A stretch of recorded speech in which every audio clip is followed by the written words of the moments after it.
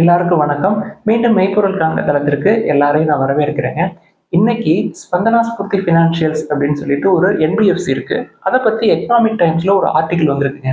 அதாவது 2 rating agencies garage, ICRA 2 பேருமே வந்து அந்த கம்பெனியை டவுன் கிரேட் பண்ணியிருக்கிறாங்க. இதுக்கு என்ன காரணம் அப்படின்றத நம்ம தொடர்ந்து பார்த்துட்டு இருக்கிறோங்க. கடைசி ஒரு 9 மாசமா இந்த என்பிஎஃப்சிஸ்ல அதாவது மைக்ரோ ஃபினான்ஸ் செக்டர்ல ஒரு டெலிக்வென்ஸ் இருக்கு. அதனால ப்ராஃபிட்ஸ் வந்து அடி வாங்கியிருக்கு. இந்த கம்பெனி மட்டும் இல்லைங்க, நிறைய என்பிஎஃப்சிஸ் குறிப்பாக Credit Access, Fusion Finance, then ஒரு சில bank, small finance bank, RBL, then IndusInd bank, then IDFC first bank, இவங்களுக்கெல்லாம் கொஞ்சம் மைக்ரோ ஃபினான்ஸ் மூலமா அவங்களுக்கு கொடுத்த ரோல்லேயே நிறைய ஸ்ட்ரெஸ் இருக்குது அப்படின்றத பார்த்தோம். ஷேர் ப்ரைஸ் வந்து பயங்கரமாக குறைச்சிருந்ததுங்க.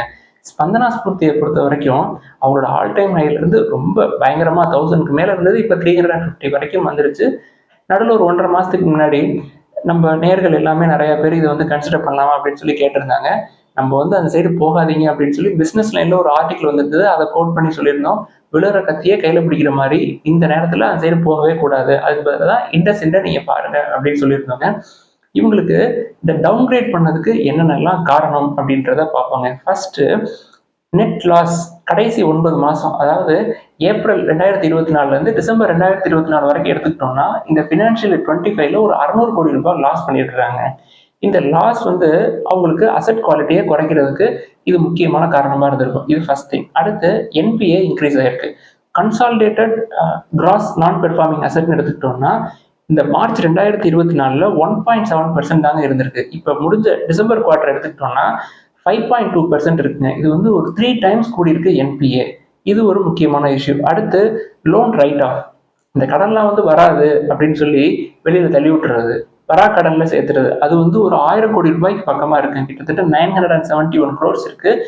இது வந்து அவங்களோட கிரெடிட் காஸ்ட் வந்து இம்ப்ரூவ் ஆயிரும், இன்க்ரீஸ் ஆயிரும். கிரெடிட் காஸ்ட் வந்து கூடுறதுக்கு இது ஒரு முக்கியமான காரணமா இருக்குங்க. இந்த கிரெடிட் காஸ்ட் தென் அசெட் குவாலிட்டி ரெண்டுமே டிட்டோரியேட் ஆச்சு அப்படின்னா ப்ராஃபிட்டபிலிட்டி குறையும். ஸோ ப்ராஃபிட்டபிலிட்டி நம்மளுக்கு வந்து 600 கோடி ரூபாய் லாஸ்ல இருக்கு அப்படின்றத பார்த்தோம். அடுத்து கோவெனன்ட் பிரீச்சஸ். பிரீச்சஸ் அப்படின்னா உடைக்கிறதுங்க.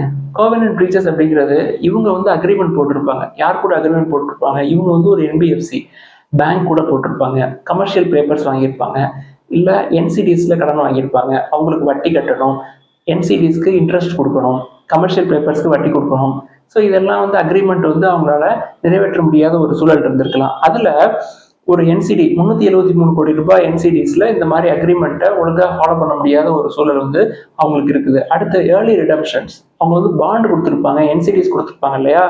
டிசம்பர் வரைக்கும் எடுத்துக்கிட்டோம் அப்படின்னா ஏர்லியாகவே ஒரு 200 கோடி ரூபாய் மதிப்புள்ள அந்த பாண்ட் கடன் பத்திரங்கள் இருக்கு இல்லையா, அதெல்லாம் அது முடிவடைகிற காலத்துக்கு முன்னாடியே கஸ்டமர்ஸ் வந்து ஏர்லியராகவே ரிடம்ஷன் எடுத்திருக்கிறாங்க.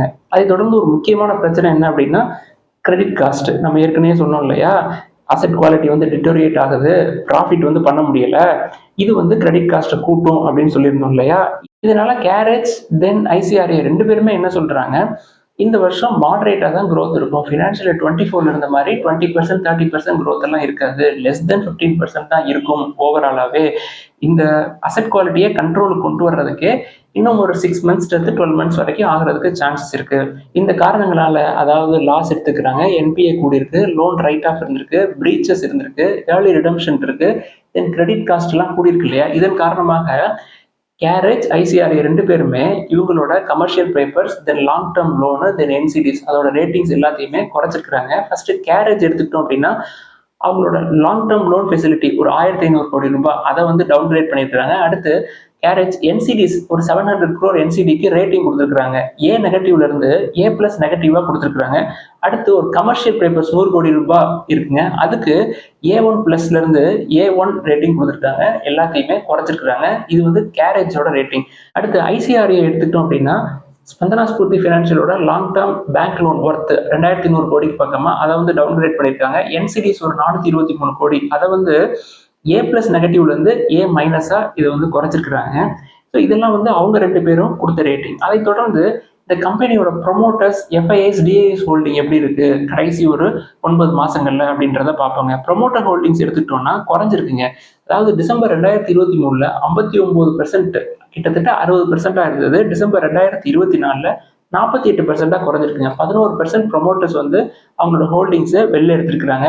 அது போக எஃப்ஐஐஸும் வித்திருக்கிறாங்க, டிஐஐஸும் வித்திருக்கிறாங்க. அதாவது இந்த டிசம்பர் டு செப்டம்பர் குவார்ட்டர்லயே ஒரு 6-7% பக்கமா வித்திருக்கிறாங்க ப்ரொமோட்டர்ஸ்.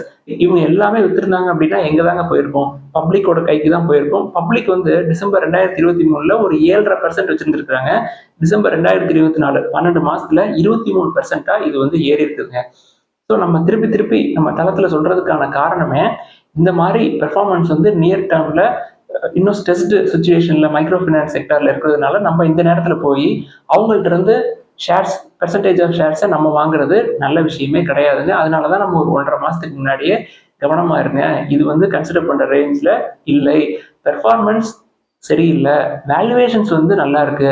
ஏன் வேல்யூவேஷன்ஸ் நல்லா இருக்க மாதிரி தெரியுது அப்படின்னா பெர்ஃபார்மன்ஸ் நல்லாதனால ஷேர் பிரைஸ் பயங்கரமா குறைஞ்சிருக்கு. அதனால வேல்யூவேஷன்ஸ் நல்லா இருக்க மாதிரி தெரிஞ்சுது.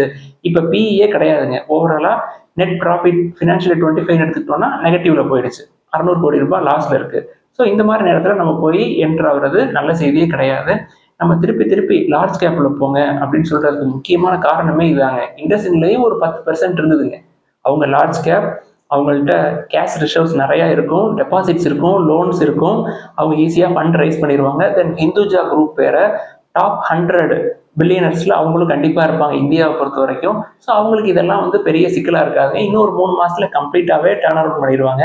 ஸோ அதனால தாங்க நம்ம வந்து இண்டஸ்இண்ட் பத்தி அடிக்கடி பேசிக்கிட்டே இருந்தோம். அதே மாதிரி ஐடிஎஃப்சியும் அவங்க வந்து டர்ன் அரவுண்ட் பண்ணிடுவாங்க. இன்னும் ஒரு 12 மந்த்ஸ்ல கம்ப்ளீட்டா டர்ன் அரவுண்ட் பண்ணிடுவாங்க. இந்த ஸ்ட்ரெஸ் எல்லாம் வந்து அதுக்குள்ள குறைஞ்சிரும்.